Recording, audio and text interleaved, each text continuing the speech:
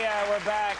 My first guest tonight plays Brandon Walsh on the long-running Fox television series Beverly Hills 90210.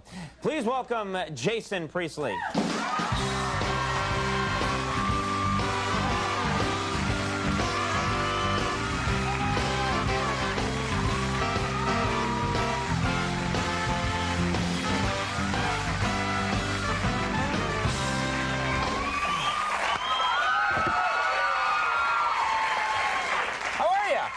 I'm great. Listen, in honor of your primetime special this week, The fifth anniversary. Fifth anniversary. I brought you guys a present.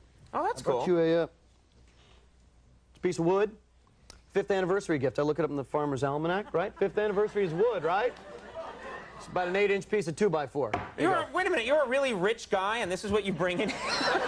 This is a doorstop. I mean, thank you. That's great. Wood. It's supposed to be wood. Yeah, okay. You could have bought me something nice with, made of wood, a nice wood cabinet of some kind. I was pressed for time, okay? All right. Okay, thanks. I'll cherish that forever. There's a lot to talk about here. Which is that mainly Brandon, your character, leaving Beverly Hills 90210, leaving the series. Yep. Sympathetic audience. Well, now we hit the awe sign, and yeah. Is that below the applause sign or above it? Just below. Oh, okay. And next to the please don't leave flashing sign. We got all kinds of signs here. The show gets better in the third act. Right. Yes. We have a pity laugh sign. But what's the story? Your character's going to leave. Are you going to? Is Brandon going to decide to go someplace else? Is Well, that's in fine 90210 tradition. Characters just move to other places and never seem to really depart this earth, as it were. No, the fans want to see you go to Europe or something, well, right? I go to D.C. That's close. Right. Yeah. But then, yeah, just don't mention Houston here. No one will care. Yeah. But Brandon goes somewhere, right? Yeah. And that way you can always come back to visit. Well, exactly. I think actually Aaron, in all his... Aaron Spelling. The most powerful man in television. Yes, he is. And, may I add, the most handsome.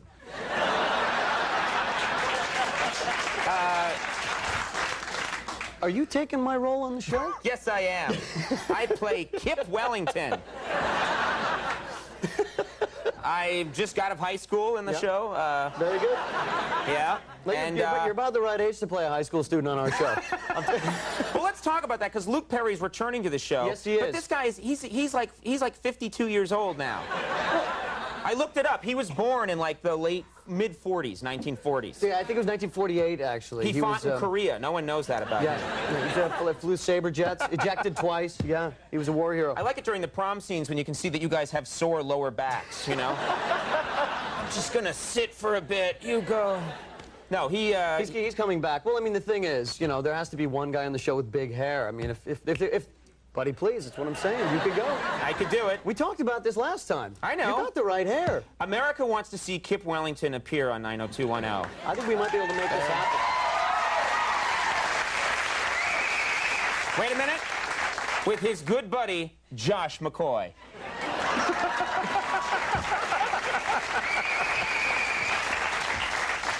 Man with the ratings plummet.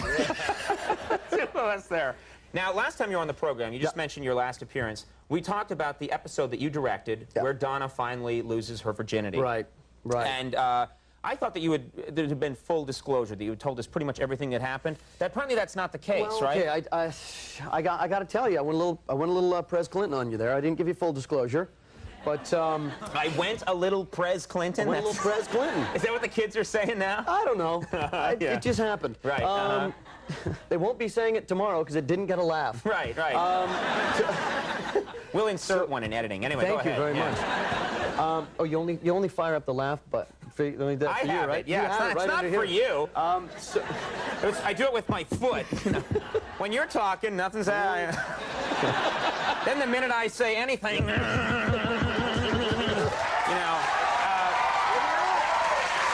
wrong.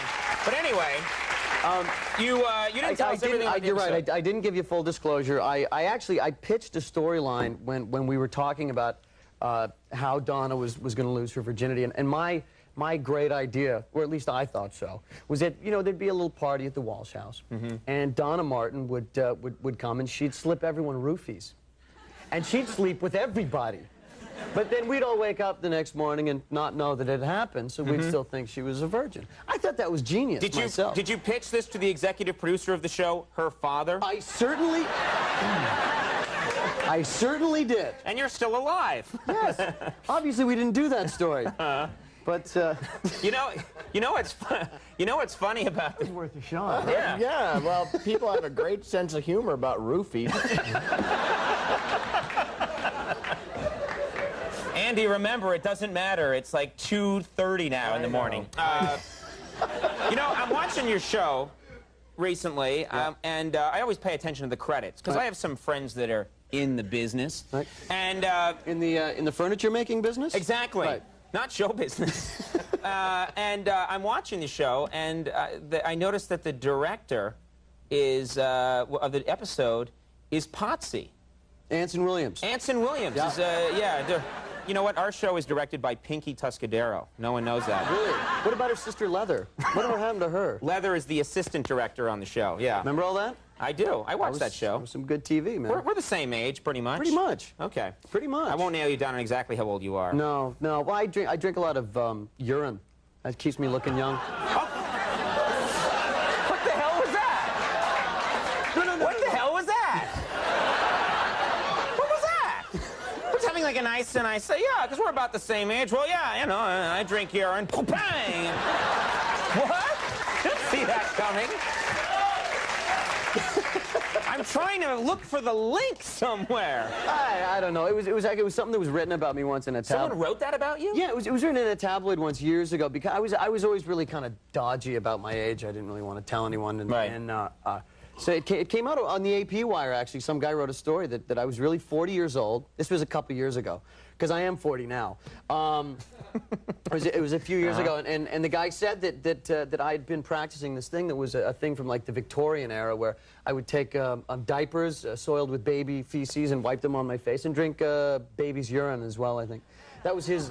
Isn't that gross? I mean, buddy, please. Right? Who does that? So that was the idea was that you were doing this was in a tabloid story about you? Yeah. That's the worst tabloid story I've ever heard. It's a bad one, isn't it? Yeah, you know, you want your tabloid story to be spent a night with Cher. She never had it so good, you know? The ultimate lover. You want that kind of, not rubs his face in a baby's diaper. Oh. You know, but you know, that's my luck with the tabloids. It just seems to go that way for me. You are single. Yes. You're a single man. Yes, sir. And I gotta say, it's the same people that are thrilled that you're going to D.C. You yes, know? I know. The D.C. cruise in full effect. You're single, and so I would have to think you're you know, beloved by women. You must get crazy come-ons. You must. They must be crawling out of the woodwork. No. Well, no. I mean, I've had some funny experiences. I'm sure you have too, Mr. 5 years on the air, Mr. On the Air Every Night, Mr. Talk Show host? Actually, no. No? But continue. Okay. I was, actually... The funniest thing that's happened to me recently was at the 12 Hours of Sebring last year down in Florida. Anyone What's from that? Central Florida here? There we go. All right. You guys didn't burn in the fire, did you? House is okay? All right, good. I was down at Sebring. That's a nice thing to say to some happy... You get some squealing girls. You get some girls going like, ah! And you go, yeah. Oh, you didn't burn in the fire, did you? I mean, That's a real killjoy. That's compassion, Conan. And maybe you need some more Or what if on they this had? show. Yeah. But what if they had? They would go, What if they had? Yeah, woo! Yeah.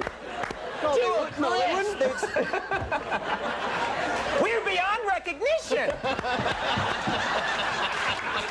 They're looking for our dental records. Hey, they knew what I was saying. They knew exactly there was a fire you down didn't there. have to take it to that ugly place. You're right. You're right. I was wrong. I was very rude to you. And by the way, thanks for the wood block. Appreciate it. Good to have.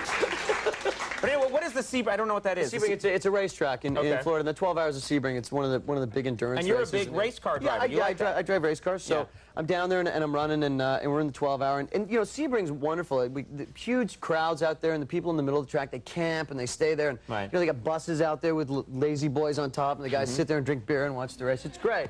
And so we're driving under a caution flag, right? So we're only doing about 45 miles an hour and just kind of tooling around. And it's actually at that point in time, like, oh, you see all the drivers kind of looking around to see what's going on. And because there's like bonfires and people burn cars and crazy stuff. So I'm driving along under the yellow, and I hear these girls scream my name. And I look over into the infield, and there's 3 girls up on top of a bus, and they all just lifted up their shirts. And I thought, this is American motorsports, and I love it. This is what it's all about. Wait a minute, I would think the worst thing you could do to a guy who's driving a car that can go 240 miles an hour on a track is suddenly show him your breasts. You know, that's going to cause an accident of some kind. I did hit the guy in front of me. I wasn't going to go to the rest of that story. And everyone was killed. We got to mention this. We were all burned to a crisp. Yay!